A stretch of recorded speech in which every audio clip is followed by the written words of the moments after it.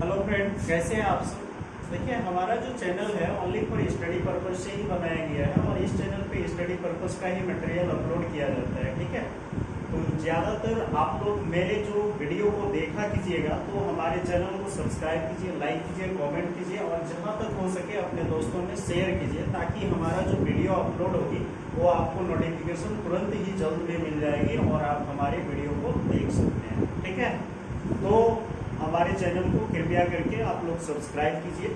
अभी हम क्लास 12 के यानी वर्ग जो है 12 यानी इंटर के आईएससी के, तो हम सेकंड चैप्टर का अध्ययन करने वाले हैं, जिसमें से आता है पुष्पी पादप में लैंगिक जनन। ठीक है, तो देखिए पुष्पी पादप में लैंगिक जनन है और यहाँ है sexual reproduction in flowering plant. ठीक है ना। देखिए रिप्रोडक्शन जो होती है वो क्या है, यानी जहां जनन है, ये जो जनन आती है उसका अर्थ होता है नया कोई चीज का निर्माण करना। ठीक है, नया कोई चीजों का निर्माण करना। ठीक है, तो जब हम जनन का डिफिनेशन जान रहे हैं कि नया कोई भी चीज का निर्माण किया जाता है, तो देखिए निर्माण जो करेंगे हम किस टाइप से करेंगे, तो देखिए पादप जो है ना, यहाँ पे जो पादप दिया है, ठीक है ना, प्लांट, ये जो प्लांट है, ये प्लांट क्या सूचित करता है, क्या इंगित करता है, हमको ये बताया जा रहा है कि सिर्फ तो सिर्फ हम फ्लावरिंग प्लांट में ही सेक्सुअल रिप्रोडक्शन का अध्ययन करने वाले हैं। ठीक है, तो देखिए पादप जगत को, यानी पादप जगत जो है, इस जगत को कितने भागों में बांटा है। ठीक है, तो सबसे पहले हम भाग को जानेंगे कि पादप जगत को कितने भागों में बांटा है। ठीक है, तो पादप जगत को टोटल, यानी प्लांट को टोटल 5 डिवीजन में बांटा गया है। ठीक है, प्लांट का कितने डिवीजन है, टोटल 5 है सिर्फ प्लांट का। ठीक है, तो 5 डिवीजन में क्या क्या आता है ये देखना है। सबसे पहले आ जाएगा आपका अलगी, उसके बाद आएगा ब्रायोफाइटा,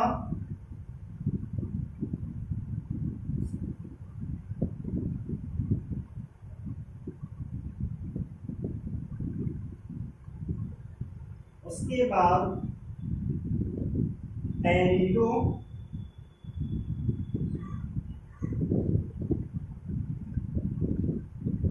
हाइड्रा। ठीक है, उसके बाद जिम्नोस्पर्म,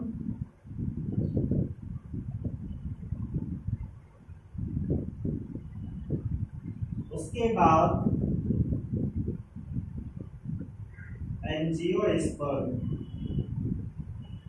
ठीक है, तो देखिए ये जो अलगी है, अलगी को हम हिंदी में शैवाल कहते हैं। ठीक है, तो यहाँ पे क्या है, अलगी जो होते हैं ना, ये क्या है, शैवाल। शैवाल में सिर्फ तो सिर्फ क्लोरोफिल पाया जाता है। क्लोरोप्लास्ट के कारण इसको, इस क्लोरोप्लास्ट की जो विशेष गुण पाई जाती है किसमें, शैवाल में पाई जाती है। इसी के कारण से इसको जो है किस जगत में रखा, किस भाग में रख दिया, प्लांट के भागों में रख दिया। ठीक है, तो इसमें क्या है, इसमें रूट एब्सेंट होते हैं। ठीक है, उसके बाद स्टेम भी एब्सेंट होते हैं, उसके बाद लेप तो पाया ही नहीं जाता है। ये सारे के सारे क्या होते हैं, इसमें एब्सेंट होते हैं, यानी पाए ही नहीं जाते हैं। क्लियर है। उसके बाद ब्रायोफाइटा में क्या है कि ये जो है इसमें रूट, इसमें भी वही हाल है, रूट, स्टेम एंड लीफ नहीं पाए जाते हैं, बल्कि सेम क्वालिटी का यानी रूट की क्वालिटी का एक रचना पाई जाती है। इसमें क्या पाई जाती है? रूट की क्वालिटी की एक संरचना, जो स्ट्रक्चर होते हैं ना रूट के सामान्य गुणों के एक रचना पाई जाती है।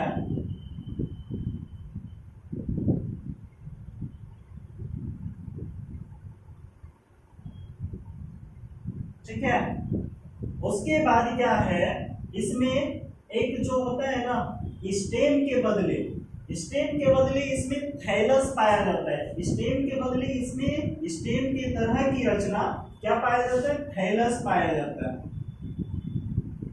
इसमें पाया जाता है ब्रायोफाइटा में। ठीक है, नेक्स्ट है टेरिडोफाइटा। इसमें जो है रूट, स्टेम एंड लीफ पाए जाते हैं। ठीक है, पर फ्लावर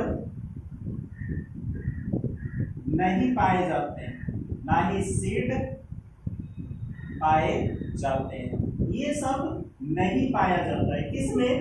टेरिडोफाइटा में। ठीक है, अब है जिम्नोस्पर्म। जिम्नोस्पर्म में क्या है? ये सारे के सारे पाए जाते हैं, रूट, स्टेम, लीफ, फ्लावर। ठीक है, फ्लावर भी इसमें क्या है? पाए जाते हैं। नेक्स्ट क्या है? एंजियोस्पर्म पे, परंतु इसमें जो है ना वो सीड नहीं पाया जाता है। ये फ्लावर पाया जाता है, ये भी पाया जाती है, ये भी पाए जाती है, ये भी पाए जाते हैं। इसमें भी ये पाए जाते हैं, ये दोनों एब्सेंट है। इसमें ये नहीं पाए जाते, इसके तरह की संरचना पाई जाती है। ठीक है, और यहाँ पे अलगी में क्या क्या पाया जाता है? रूट पाया जाता है, रूट नहीं पाया जाता है, स्टेम नहीं पाया जाता है, लीफ नहीं पाया जाता है। ठीक है ना, सिर्फ ये क्लोरोफिल की विशेषता होने के कारण इसमें क्या, क्लोरोप्लास्ट के विशेष गुण होने के कारण इसको क्या कहा गया है? इसको सिर्फ शैवाल में रखा गया है, यानी कि प्लांट के पांचों जगत में से एक जगत चुना गया है, इसको अलगी को। ठीक है, अब हम लोग आ गए हैं एंजियोस्पर्म में। ठीक है ना, एंजियोस्पर्म में क्या होता है? ये है, इसमें root, stem and leaf, flower, seed. ठीक है, ये सारे क्या होते हैं? प्रेजेंट होते हैं। किस प्लांट में होता है? एंजियोस्पर्म में। ठीक है, तो ये जो है धीरे धीरे इस जगत को हम क्या करेंगे? अभी ये वाले जगत जो है, इस जगत का हम अध्ययन करने वाले हैं। ठीक है, तो देखिए इस जगत में सबसे पहले क्या आता है? तो इस जगत में सबसे पहले जो भी प्लांट होती है, तो वो क्या हमने बताया कि जन्म से एक नई चीजों का निर्माण होता है। तो जन्म से जब नई चीज का निर्माण होगा, तो एंजियोस्पर्म में जो भी पुष्प होंगे यानी फल जो होंगे, यानी यहाँ क्या है? पुष्पी पादप फ्लावर जो होंगे, उस फ्लावर से फर्टिलाइजेशन की क्रिया होगी, और फर्टिलाइजेशन की क्रिया होने के बाद पुनः वह क्या बनाएंगे? सीड बनाएंगे, और सीड बनाने के बाद फिर क्या करेंगे? एक नए संतान यानी नए प्लांटों का निर्माण करेंगे। इसी का अध्ययन हम अभी करने वाले हैं। ठीक है,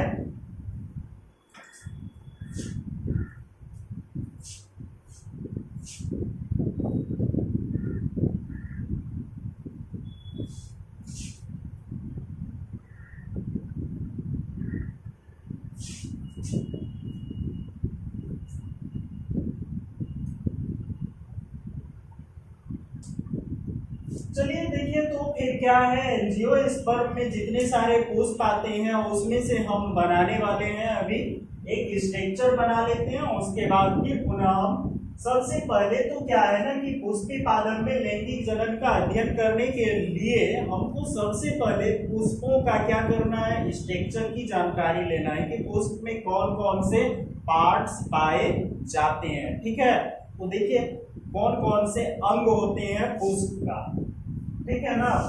तो यहां देखिए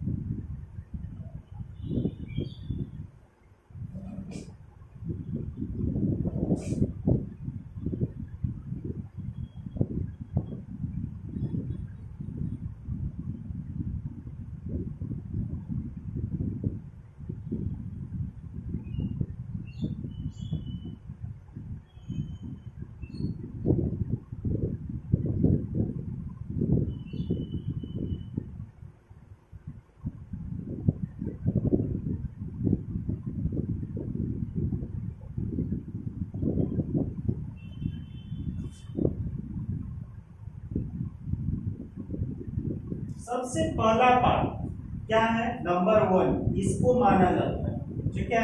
दूसरा इसको माना जाता है, तीसरा ये हो गया, ये यहां से लेके ये चौथा हो गया, और यहां से लेके ये वाला भाग, इसको हम पांचवा भाग मानते, ठीक है।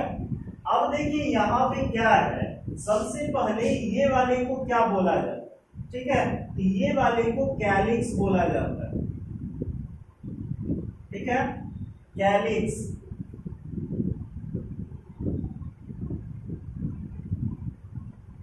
ठीक है, उसके बाद इसको हिंदी में हम लोग बाहाई दल बोलते हैं, ठीक है। उसके बाद ये वाले जो होते हैं वो कोरोला होता है, ठीक है, इसको हम हिंदी में दल बोलते हैं, ठीक है। ये वाले जो होते हैं वो फिलामेंट होता है, ठीक है, इसको हम लोग तंतु बोलते हैं, ठीक है। ये वाले जो होता है कॉलेन से या फिर एंथर, ठीक है, एंथर बोला जाता है, ठीक है। अब ये वाले भाग को, ये जो होते हैं ये वाले भाग को हम क्या कहते हैं, ओवरी, ठीक है। तो यहां पे कैसी संरचना होती है,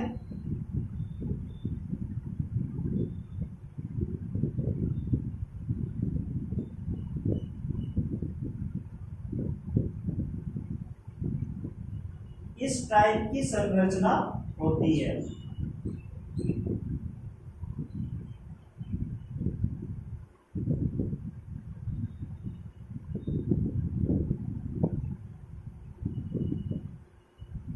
ठीक है। तो ये वाले को क्या बोला जाता है, ओवरी बोला जाता है। उसके बाद यहाँ जो है ये वाले भाग, इस भाग को क्या बोला जाता है, ओव्यूल, ठीक है। और इसी ओव्यूल में ये वाले भाग, इस ओव्यूल में जो ये वाले भाग होते हैं उस भाग को क्या बोला जाता है, ईग सेल, ठीक है, इसको क्या बोला जाता है, ईग सेल, ठीक है। उसके बाद देखिए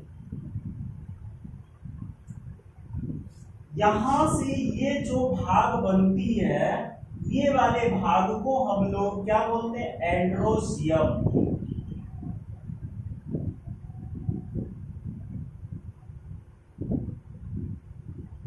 और ये वाले जो भाग होते हैं ना यहां से ये वाले भाग, इसको बोलते हैं गाइनोसियम।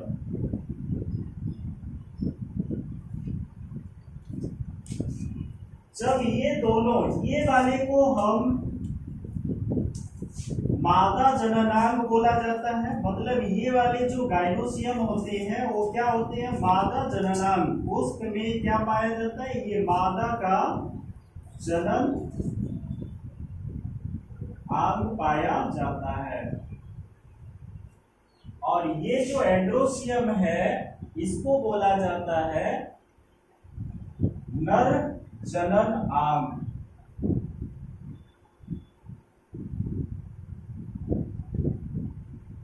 ठीक है, तो ये नर जनन अंग, नर जनन अंग में यहां एक क्या पाए जाते हैं, कनेक्टिव।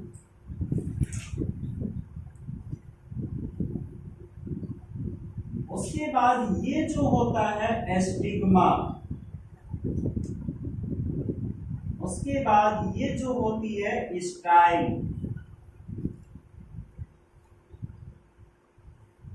ठीक है, तो देखिए ध्यान से, ये वाले चित्र जो है कैलिक्स, ये जो कैलिक्स है ना, कैलिक्स के एक इकाई को क्या बोला जाता है, तो कैलिक्स के एक इकाई को सेपल बोला जाता है। यानी कैलिक्स जो है ना,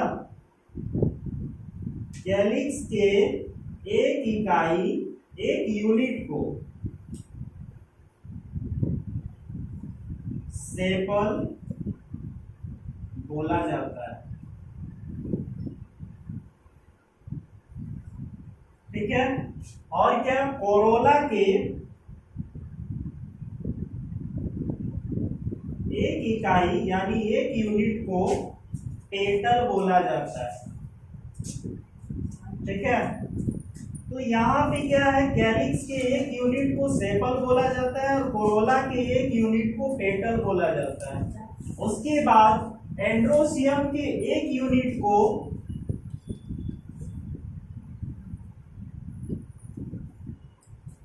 एंड्रोसियम के एक यूनिट को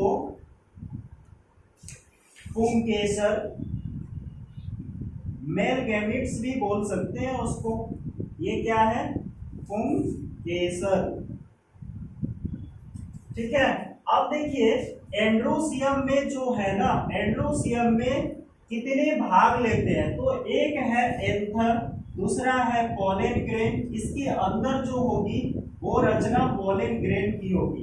ठीक है, तो एक आ जाता है एंथर। एंड्रोसियम में टोटल 3 पार्ट्स आते हैं। एक एंड्रोसियम में 3 पार्ट आते हैं। पहला पार्ट हो गया आपका, पहला पार्ट पोलन सेक बोलिए या तो फिर एंथर बोलिए। ठीक है, दूसरा पार्ट आ जाएगा कनेक्टिव का और तीसरा पार्ट आ जाएगा फिलामेंट का। ठीक है, तो फिलामेंट हो गया, एंथर हो गया और कनेक्टिव हो गया। उसके बाद मादा जननांग में 3 पार्ट्स आते हैं। क्या क्या आता है, यानी गाइनोसियम जो है उसमें 3 पार्ट्स आते हैं। पहला आ जाता है एस्टिग्मा, दूसरा स्टाइल और तीसरा है ओवरी। ठीक है, तो जितने सारे हैं ये पार्ट का स्ट्रक्चर को आप अगर सही से समझ गए तो फिर आपको इस पार्ट में पढ़ने में आसानी होगी। सबसे पहले क्या है ना कि ये जो है एस्टिग्मा और ये जो पोलन सेक से पोलन ग्रेन, जब इसका जो मतलब ये जब ग्रोथ कर जाएंगे, ग्रेन जब आगे निकलेंगे तो यहाँ से निकल के यहाँ तक आएगी और इस जगह से पुनः ये क्या करेंगे, आगे की ओर बढ़ते बढ़ते आएंगे और सामने से, यानी जब ये 2-3 मिनट के बाद जब ये अंकुरित हो जाएगा तो अंकुरित होने के साथ यहाँ आएंगे और इसके ओव्यूल में आके क्या करेगा, फर्टिलाइजेशन करेगा। और फर्टिलाइजेशन के बाद ये क्या करेंगे, फर्टिलाइजेशन के बाद एक भ्रूण का निर्माण करेगा और भ्रूण जब निर्मित हो जाएंगे तो वहां क्या बनेगा, बीज बनेगा, और बीज बनने के बाद वह पुनः बीज फिर से मिट्टी में हो या फिर सॉइल में हो, कहीं भी डाल देंगे तो वह पुनः एक नए संतानों की उत्पत्ति करेंगे।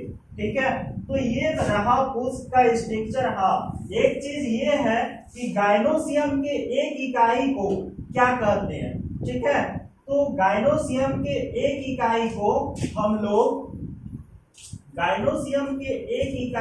हम लोग स्त्री केसर कहते हैं। गाइनोसियम के एक इकाई को क्या कहते हैं, स्त्री केसर कहते हैं। ठीक है, जब ये स्त्री केसर है तो ये पुंकेसर है। पुंकेसर किसके लिए है, नर जनन तंत्र के लिए है। जब नर जनन तंत्र आ जाता है एक पुष्प में तो वहां क्या बन जाता है, पुंकेसर का अर्थ है स्टामेन। ठीक है, और स्त्री केसर का अर्थ है कार्पेल। ठीक है, या फिर आप पिस्टिल भी बोल सकते हैं इसको। ठीक है, तो ये रहा आपका पुष्प का एक स्ट्रक्चर। ये आप अच्छे ढंग से समझ लीजिए, कोशिश कीजिए कि पुष्प अच्छे से बनाए, और बेटर, हमसे भी बेटर आप बना सकते हैं इसको। तो देखिए, सबसे पहला क्वेश्चन क्या पूछ सकता है आपको कि कोरोला के एक यूनिट को क्या कहते हैं, तो पेटल कहते हैं। एंड्रोसियम के एक यूनिट को क्या कहते हैं, तो स्टेमेन कहते हैं। और गाइनोसियम के एक यूनिट को क्या कहते हैं, तो कार्पेल या फिर पिस्टिल कहते हैं। ठीक है, गाइनोसियम में टोटल कितने अंग हैं, तो गाइनोसियम में देख लीजिए टोटल अभी हम बताएं कि 3 अंग हैं, एक स्टिग्मा, दूसरा स्टाइल और तीसरा ओवरी। ठीक है, उसके बाद क्या बोलेगा, अगर बोले एंड्रोसियम में टोटल कितने अंग हैं, तो कनेक्टिव हो गया, एंथर हो गया, और ये फिलामेंट हो गया। ठीक है, यहां से आपको नर जनन तंत्र मिल जाएगा, यानी नर का जो गैमेट्स है, मेल गैमेट्स यहां से मिलेंगे और फीमेल गैमेट्स यहां पे मिल जाएंगे। ये दोनों आपस में कंफ्यूजन होगी, संलयन होगी, और आगे फिर बताया जाएगा। ठीक है, ये भाग 1 है आपका। इस चैप्टर का भाग 1 हो गया। अब फिर पुनः नेक्स्ट वीडियो का इंतजार कीजिए, हम फिर अपलोड कर देंगे। ठीक है, तो ये जो है ना थोड़ा सा लंबा चैप्टर है, इतना फास्ट तो नहीं हो पाएगी, थोड़ा धीरे धीरे ही करना पड़ेगा।